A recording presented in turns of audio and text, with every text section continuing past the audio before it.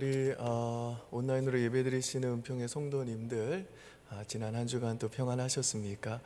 주님께서 또 이번 주에도 여러분의 가정과 직장을 든든히 지키시고 또 하나님이 주시는 복으로 충만케 해주시기를 주님의 이름으로 축복합니다. 오늘 우리 또 크라바토스 중창팀 또 귀한 찬양 올려드렸는데요. 우리의 심령 속에 오늘 예배를 통해서 주 예수님을 더 귀하게 여기는 은혜가 임하기를 축복합니다. 귀한 찬양 고맙습니다. 뉴스에서 여러분들이 이미 들으셨던 것처럼 이제 10%까지 주일 예배에 국한해서 그렇게 현장 예배가 재개될 수 있습니다. 주중에 저희가 당회와 논의를 한 이후에 그 10% 현장 예배를 어떻게 진행해야 될지 결정되는 대로 여러분들에게 또 공지해 드리도록 하겠습니다. 홈피와 또 보내주는 문자를 참조해 주시면 좋겠습니다. 아무튼 저희가 많이 우려했던 것처럼 코로나가 그렇게 확산되지 않고 좀 잠잠해지고 있는 상황이기 때문에 주님께 너무 감사하고요. 그러나 아직은 긴장의 끈을 놓칠 수 없기 때문에 우리 성도님들 늘 건강 조심하시고 계속적으로 코로나가 완전히 박멸될 때까지 주님 앞에 좀 기도해 주시기를 부탁드립니다. 다니엘서 이 10장에서 12장에 나오는 이 다니엘이 본 이 네 번째 환상을 가리켜서 히데겔 묵시라고 그럽니다. 왜냐하면 이 다니엘이 네 번째 환상을 히데겔 강가에서 보았기 때문에 그렇습니다. 히데겔 강은 여러분이 아시다시피 티그리스 강을 의미합니다. 이 10장에 보시면 이제 다니엘이 이 히데겔 강에 있을 때에 세마포 옷을 입은 예수님이 직접 나타나셔가지고 이 다니엘에게 말씀하시고 또 이 네 번째 환상을 보여주셨는데요. 다니엘서 이 12장은 이 다니엘이 본 이 네 번째 환상의 결론이자 이 다니엘서 전체의 결론입니다. 여러분, 다니엘서의 첫 번째 결론이 뭐였습니까? 최후의 심판날을 생각하면서 살라는 것입니다. 리더십 전문가 스티븐 코비 박사가 이 성공하는 사람들의 7가지 법칙이라는 책에서 항상 끝을 생각하고 무언가를 시작해라, 그리고 항상 끝을 생각하고 어떤 결정을 내려라 라고 하는 말을 자주 반복을 했습니다. 그러면서 이 스티븐 코비는요, 항상 그 인생의 끝을 생각하고 무언가를 시작하고 어떤 결정을 내리는 사람은 이 오늘의 삶에 최선을 다할 수밖에 없다라고 했습니다. 여러분, 우리 신자들은요, 인간에게는 반드시 죽음이 찾아오고 또 죽음 이후에는 지옥과 천국이 있고 하나님 앞에서 내 삶을 결산해야 될 이 마지막 최후의 심판날이 있다는 사실을 항상 생각해야 됩니다. 그래야만 이 하루를 그 심판날에 비추어서 충실하게 살게 되고 어떤 결정을 내릴 때 더 나은 선택을 하기 위해 더 진지해질 수가 있는 겁니다.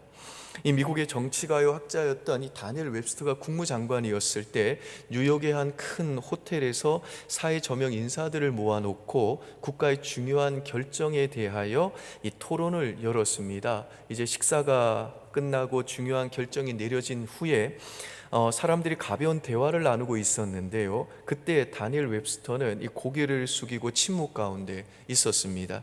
그래서 옆에 있던 이 동료가 이 웹스터에게 묻습니다. 지금 뭘 생각하느냐고, 당신의 인생에서 가장 중요한 생각은 무엇이냐고.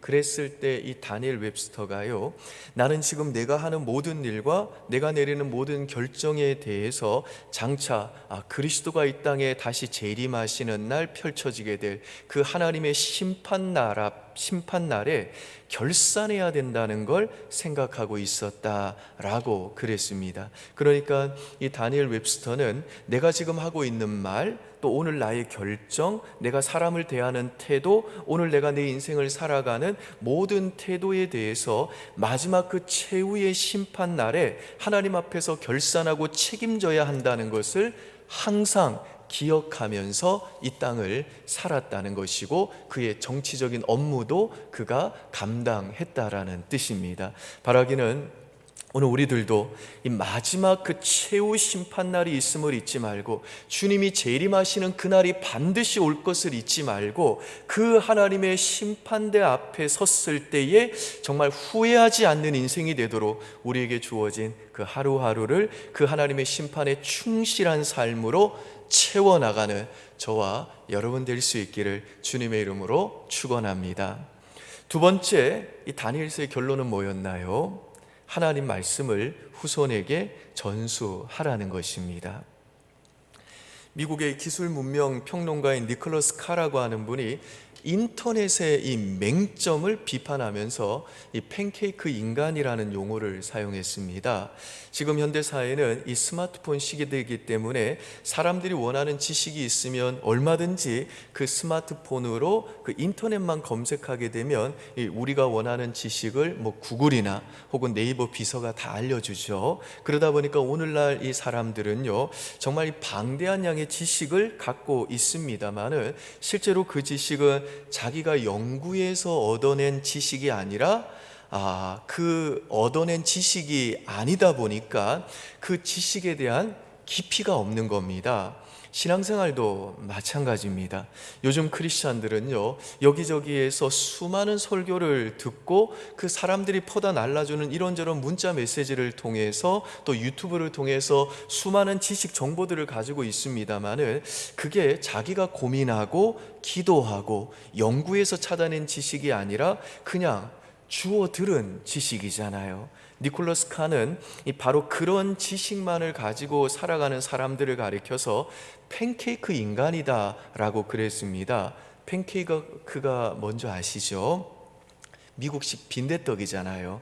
빈대떡은 이 후라이팬에다가 꽉 채우니까 지름이 한 25cm 혹은 30cm로 넓적하잖아요. 근데 이게 양은 많은데 넓적하기는 한데 깊이가 없어요. 기껏해야 5mm, 파전 같은 경우는 10mm 정도밖에 안 되는데 현대 그리스도인들이 이런 팬케이크식의 성경 지식을 가지고 있다는 겁니다. 그러다 보니까 이번에 지금 사회적으로 문제가 되고 있는 열방센터의 대표라는 분이 이 코로나19 바이러스는 빌 게이츠가 의도적으로 퍼뜨려서 백신을 통해 인류를 노예로 만들려고 하는 거라고 하면서 그것이 바로 이 요한계시록에 나오는 666과 관련이 있다라고 하는 정말 이 말도 안 되는 음모론, 이 말도 안 되는 이 비성경적인 주장을 했는데 더 안타까운 것은 이걸 진리로 성경적인 바른 진리로 받아들이고 있는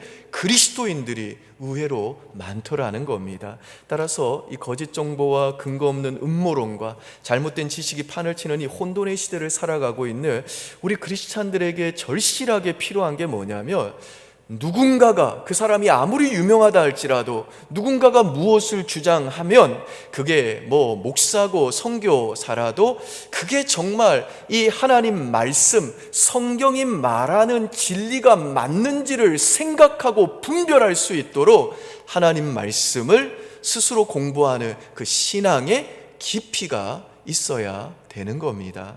더 나아가 모든 크리스찬 부모는요 스스로 성경을 읽고 묵상하고 공부하고 그 말씀대로 살려고 몸부림쳐야 될 뿐 아니라 그 하나님 말씀을 가정에서 자녀들에게 전수해 줘야 됩니다. 이번에 SBS 이 그것이 알고 싶다 해서 정인이 사건을 보도한 이후로 정인아 미안해라고 하는 이 챌린지가 사회 전역에 확산되고 있습니다. 여러분, 입양은 죄가 아닙니다. 오히려 입양은요 너무너무 귀한 일이고 하나님이 정말 기뻐하시는 일입니다. 입양이 문제가 아니라 아동 폭력이 문제인 것입니다. 2018년과 2019년 이 2년 동안에요 가정 안에서 아동 학대로 숨진 아이가 70명입니다. 양부, 양모, 친부, 친모 집에서 이렇게 많은 아이들이 숨져갔습니다. 여행 가방에 구겨진 채 짓밟혀 숨진 아이도 있고요. 정인이처럼 그 췌장이 끊어져 가지고 숨진 아이도 있습니다. 정인이 양부모의 그 잔인성을 그것이 알고 싶다 해서 폭로를 했는데, 저희가 더 충격을 받는 것은 뭐냐면 그 양부, 양모가 둘 다 목사의 자녀라는 사실입니다. 엄마도 목사 딸이고 아빠도 목사 아들입니다. 두 사람은 한동대에서 만난 캠퍼스 커플이기도 하고, 남편은요 CBS 기독교 방송의 직원이라는 점에서 우리는 더 큰 충격을 받았습니다. 저희 교단의 어느 목사님께서는요, 이 정인이 사건을 정말 가슴 아파하시면서 이 사건은 나를 포함한 한국 교회의 목회자의 그 가정의 민낯을 보게 하는 하나님의 경고의 메시지가 아닐까 하는 마음이 들었다고 하셨습니다. 아마도 이 정인이 양부의 그 목사님들은요, 자신의 그 아들과 딸이 그렇게 짐승처럼 잔인할 줄은 미처 몰랐을 겁니다. 교회에서 자랐죠. 직분도 가지고 있죠. 웬만큼 봉사도 하고 있죠. 성교에도 참여하는, 그런대로 기본은 갖춘 신앙인이라고 안심했을지도 모릅니다. 게다가 그들은 많은 이들이 선망하는 명문 기독교 대학인 한동대학교에 입학을 하고 졸업했다고 자랑스럽게 여겼을지도 모릅니다. 하지만 이 정인이 사건으로 인해 그 자녀들의 신앙은 그야말로 빈 껍데기였다는 사실이 만천하에 드러나게 된 것입니다. 어떤 분이 그러시더라고요.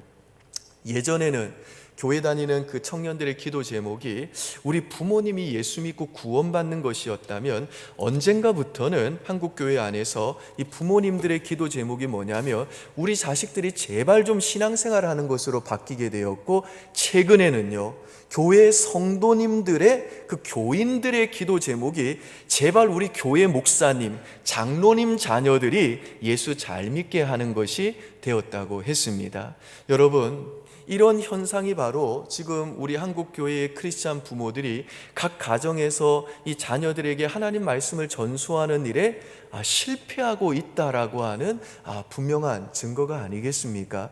그런 점에서 저는 이번 이 정인이 사건을 통해서 저와 여러분들은 정말 지금까지 가정에서 우리 자녀들에게 하나님 말씀을 전수해야 되는 이 크리스찬 부모의 사명을 제대로 수행했는지 우리 자신을 진지하게 돌아볼 수 있기를 바랍니다. 자, 그러면 이렇게 어둡고 타락한 시대에 우리들이 하나님 말씀을 가정에서 자녀들에게 전수할 때에 우리 자녀들에게 하나님에 대해서 뭘 가르쳐야 될까요?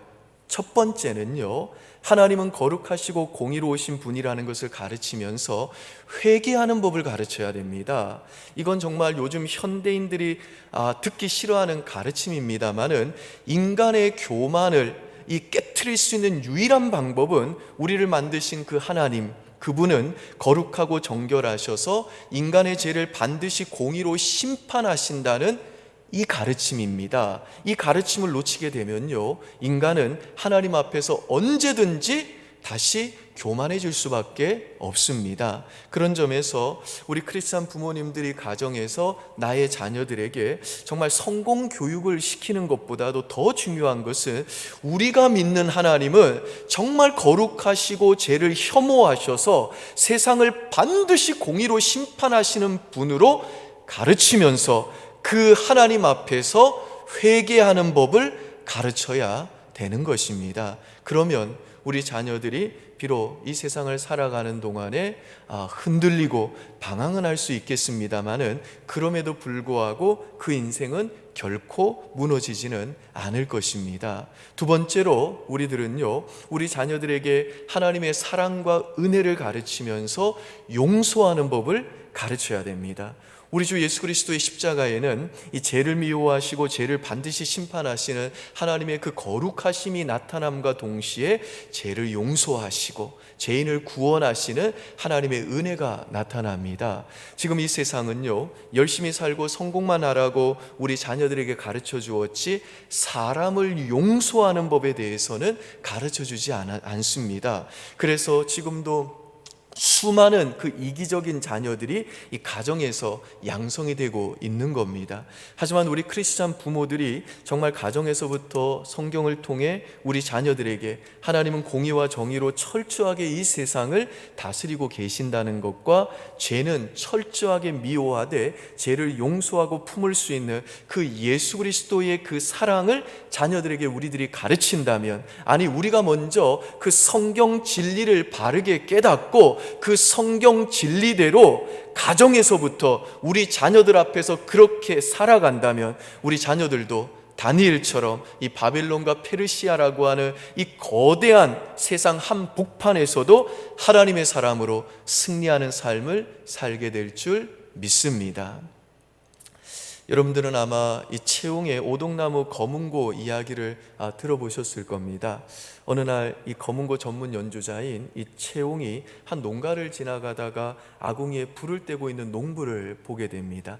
그 농부가 이 아궁이에 큰 나무를 놓고 땔감을 떼고 있었는데 그 나무 타는 소리를 듣고 채용이 그 집 마당에 급하게 달려 들어갑니다. 그리고 타고 있는 그 나무를 보고 서둘러 농부를 불러가지고 내가 그 나무를 사겠다라고 말합니다. 오동나무였습니다. 그래서 채용이 그 나무를 가지고 집에 가지고 가서 거문고를 만들었습니다. 그 거문고 소리가 너무너무 아름답고 맑았는데 채용이 만든 그 거문고를 나무 끝이 그을린, 꼬리가 그을린 거문고다 그래가지고 초미금이라고 불렀습니다.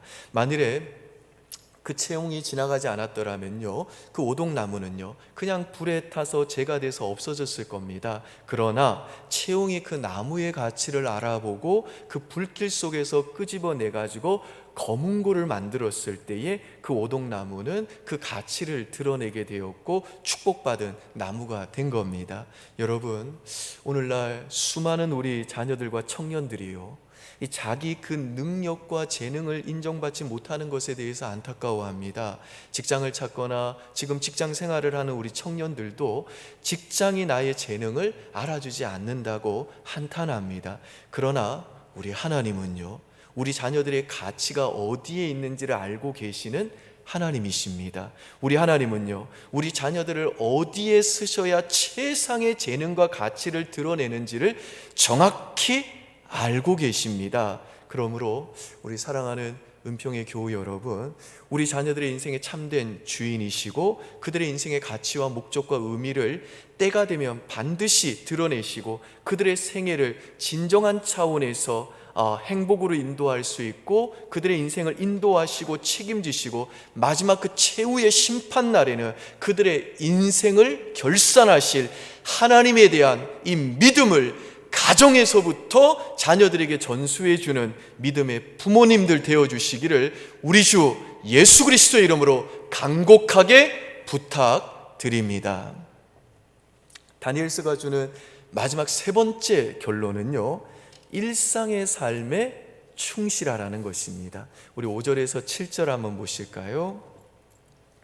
5절에서 7절 우리 다 한번 같이 읽겠습니다. 나 다니엘이 본즉 다른 두 사람이 있어 하나는 강 이쪽 언덕에 섰고 하나는 강 저쪽 언덕에 섰더니 그 중에 하나가 세마포 옷을 입은 자 곧 강물 위쪽에 있는 자에게 이르되 이 놀라운 일의 끝이 어느 때까지냐 하더라.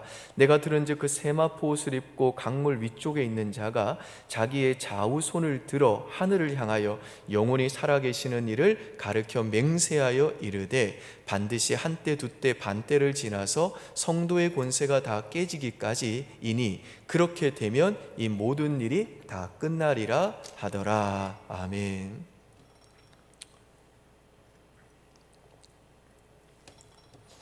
자, 이 말씀에서 먼저 5절에 나오는 두 사람은요, 천사를 가리킵니다. 그리고 여기 언급된 히데겔 강은 히데겔 강, 이 그 티그리스 강을 의미합니다.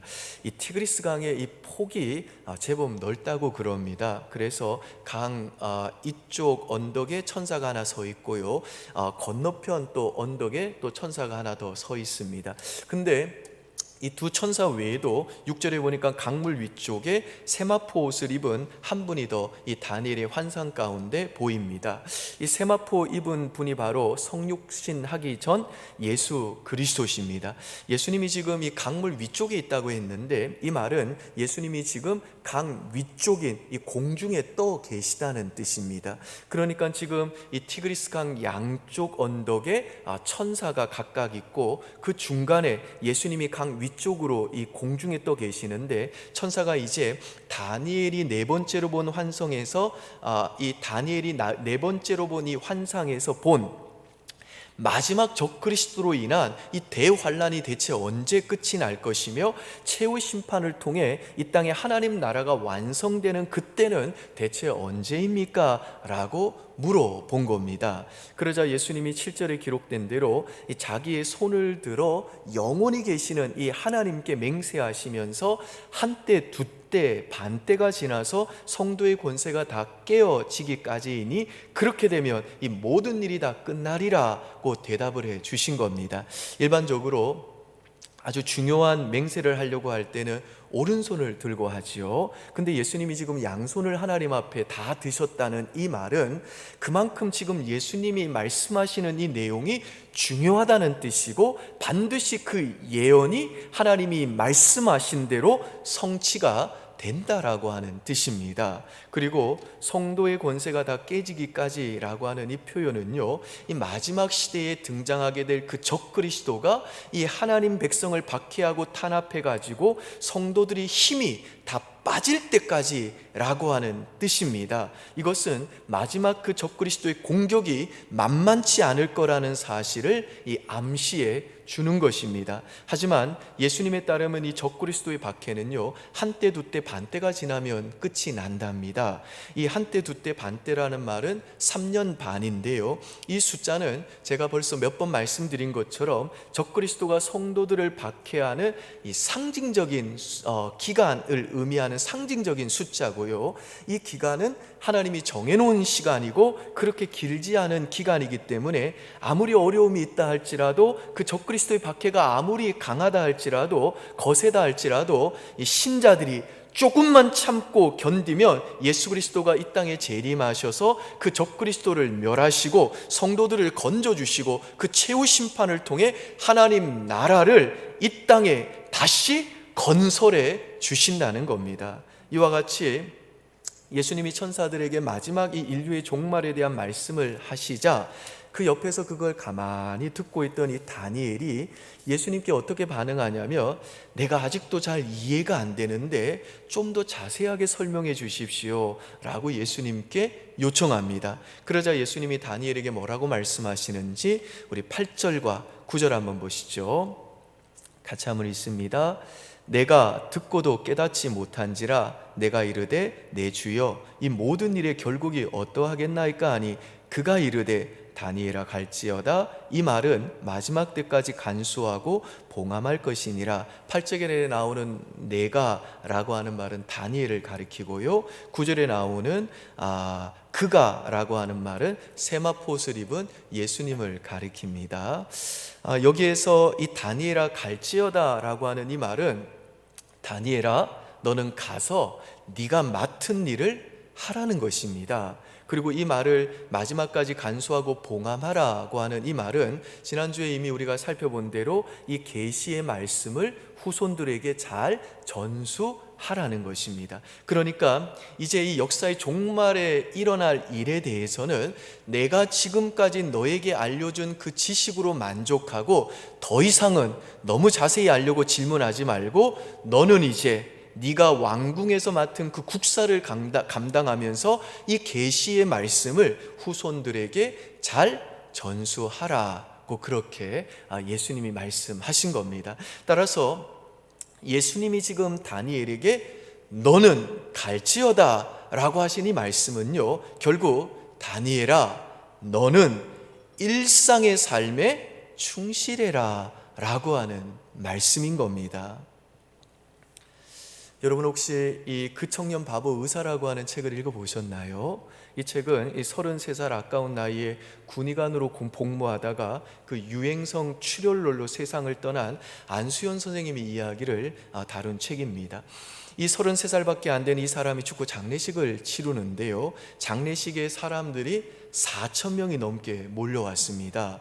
이 청년이 영락교회 출신이어서 영락교회에서 아마 장례를 집례했던 것 같은데, 한경직 목사님이 돌아가신 이후에 영락교회에서 펼쳐진 이 장례식 가운데 사람들이 제일 많이 왔다고 그럽니다. 여러분, 33살입니다. 그 33살 살고 떠난 그 삶에 뭐가 그렇게 대단한 게 있어가지고 그가 죽고 난 다음에 수많은 사람들이 그의 장례식장을 찾아왔을까요? 그의 책에 보면 이런 내용들이 나옵니다. 이 청년 안수연은요, 인턴 레지던트로 환자들의 이야기를 밤새도록 정성껏 돌봐주느라고 새벽이면 거기서 꾸벅꾸벅 잠이 들었던 바보 의사였다고 그럽니다. 그리고 입원했던 한 어린아이와의 그 약속을 지키기 위해서 부산까지 직접 내려가 가지고 아이에게 선물을 전달해주는 그런 바보 의사였다고 그래요. 간호사들이 실수로 깨트린 약병을 자신이 그런 것처럼 몰래 가지고 가가지고 새로운 것으로 사다가 그 자리에 놓아주면서 간호사들의 마음을 감동시킨 그런 의사였다 그럽니다. 파업으로 의사들이 환자 곁을 떠나갔지만 왕따를 당하면서도 밤을 지새우가며 환자들을 돌보았던 바보 의사, 그 사람이 안수연이었습니다. 근데 이 책에서 제일 감동적인 대목이 있는데요, 그게 뭐냐면 아무도 모르는 이 할아버지 한 분이 안수연 군 장례식장에 나타나가지고 그 영정사진 앞에서 대성통곡하면서 우시더랍니다. 울면서 이 할아버지 하시는 말씀이 이겁니다. 저 청년은 처음으로 나를 인간으로 대해준 사람입니다. 이 할아버지가 누군가 하면 이 병원 앞에서 구두 닦기로 생계를 이어가는 분이셨습니다. 근데 이 안수용 군이 하루도 빠짐없이 이 할아버지를 찾아가 가지고 할아버지의 그 손을 비벼드리면서 할아버지 춥지 않으십니까? 했는데 이걸 하루도 빠짐없이 반복했다는 겁니다. 여러분, 우리 예수 믿는 사람들이 이 땅을 사는 동안에 일상의 삶을 충실하게 산다는 말은 무슨 말인가 하면, 가정에서 그리고 또 직장에서 우리들의 그 평범한 일상의 삶 속에서 내가 하는 모든 일들 속에서 내가 만나는 그 사람들을 정말 사람답게 대우하는 것이고, 하나님의 형상으로 지음받은 그 사람들을 소중히 여기고 사랑하고 섬기고 돕기 위해서 그 가정과 직장에서 내게 주어진 그 모든 일상의 일들을 성실하게 감당하는 것입니다. 그래서 마태복음 25장에 보면요, 예수님이 이 땅에 재림하셔가지고 최후의 심판을 통해 이 세상 모든 사람들을 이제 양과 염소로 나누어 가지고 우편의 그 양들을 향해서는 영생을 선포해 주시고 왼편의 그 염소들에게는 영벌을 선언하시는데요, 그 심판의 기준이 뭐냐면, 내가 일상에서 만난 줄이고 목마르고 헐벗고 나그네 된 자들을 내가 정말 그리스도를 대하듯 사랑하고 섬겨느냐는 것입니다. 그래서 예수님은 우리들이 지극히 작은 자에게 냉수 한 잔을 줘도 그건 예수님 자신에게 행한 것이기 때문에 결단코 상을 잃지 아니하리라고 약속해 주셨습니다. 왜냐하면 우리들이 진짜 성령으로 거듭나고 예수 그리스도를 나의 구세주와 주님으로 영접한 믿음이 있다면, 우리 안에 있는 이 믿음은 반드시 내가 일상에서 만나는 사람들을 사람답게 소중하게 여기고 사랑하고 섬기고 끝까지 품어내는 그 삶의 열매로 드러날 수밖에 없기 때문에 그런 겁니다. 그래서 마지막 최후 심판 날에는요, 내가 가진 믿음이 정말 천국에 들어갈 수 있는 믿음인지, 진짜 구원받은 믿음인지, 진짜 믿음이라는 걸 내가 스스로 내 입으로 하나님 앞에 입증하는 것이 아니라, 내가 이 땅에서 살면서 가정에서 직장에서 그 일상의 삶 속에서 나를 만나고 나와 관계 맺었던 사람들이 하나님 앞에서 저 사람은요 진짜 나를 사람처럼 대해주었던 진짜 예수쟁입니다 라고, 그렇게 내 믿음이 행함이 있는 진짜 믿음인지 아니면 행함이 없는 가짜 믿음이었는지를 사람들이 입증하게 될 거라는 것입니다. 그런 점에서 오늘 나의 일상의 삶과 이 최후의 심판 날은요, 뭐 동떨어져 있는 것이 아니라 이 땅에서 내게 주어진 나의 일상의 이 하루하루가 이어지고 결합해가지고 마지막 그 최후의 심판 날을 만들어가고 있는 겁니다.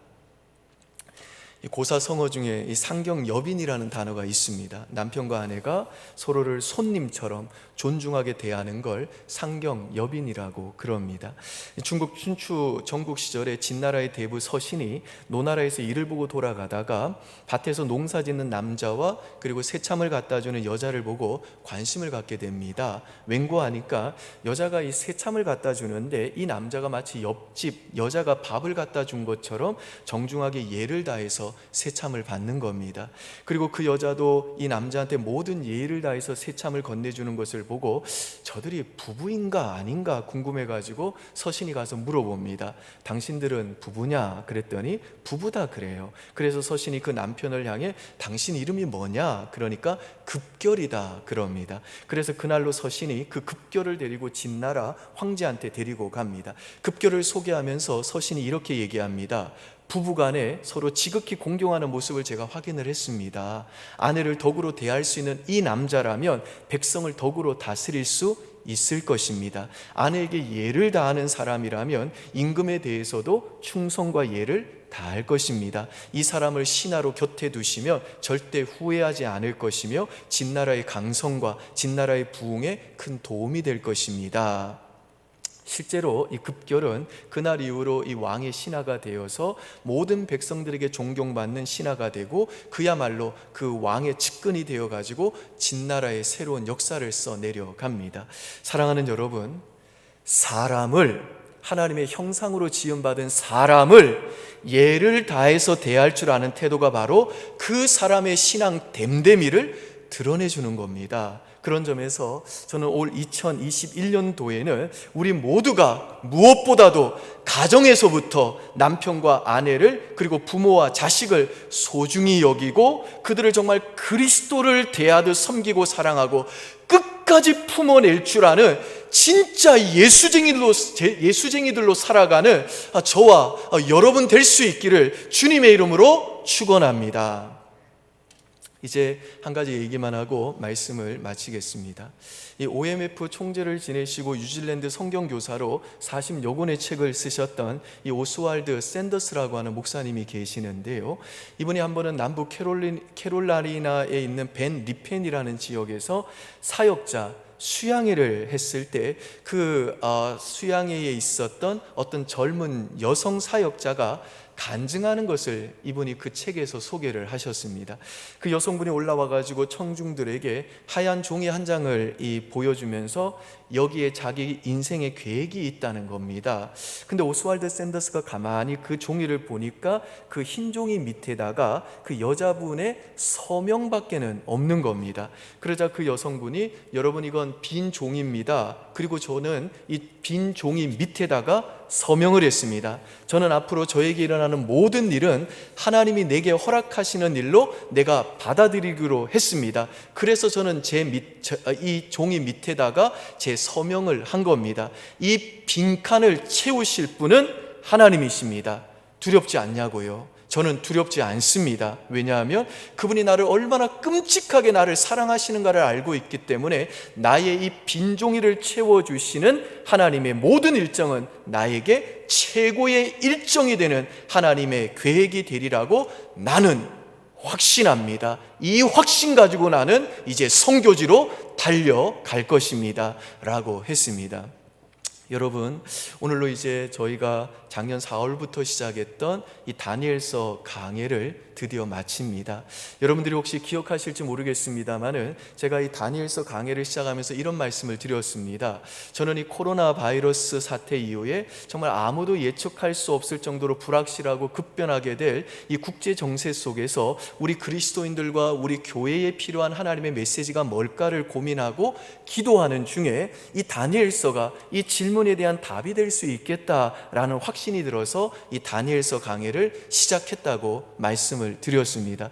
그런데 8개월이 지났습니다만은 여전히 코로나는 끝이 안 나고 이 코로나 이후에 이 세상은 어떤 세상으로 우리 앞에 펼쳐질는지 우리는 정말 아무도 모릅니다. 여전히 우리 미래는 불확실합니다. 여러분, 이런 불확실한 시대를 살아가는 우리는 대체 어떻게 해야 될까요? 저는 오늘 이 다니엘서를 마치면서 우리도 이 시간에 저와 여러분들도 이 빈 종이 하나를 하나님 앞에 올려드리고 그 종이 밑에다가 우리의 서명을 할 수 있기를 바랍니다. 그리고 하나님, 나를 이끌어 주십시오. 나의 이 빈 종이를 채우시는 하나님의 모든 일정은 나에게 최고의 일정이 되는 하나님의 계획이 되리라고 나는 확신합니다 라고 그렇게 하나님께 우리의 믿음의 고백을 올려드리는 저와 여러분 될 수 있기를 주님의 이름으로 축복합니다.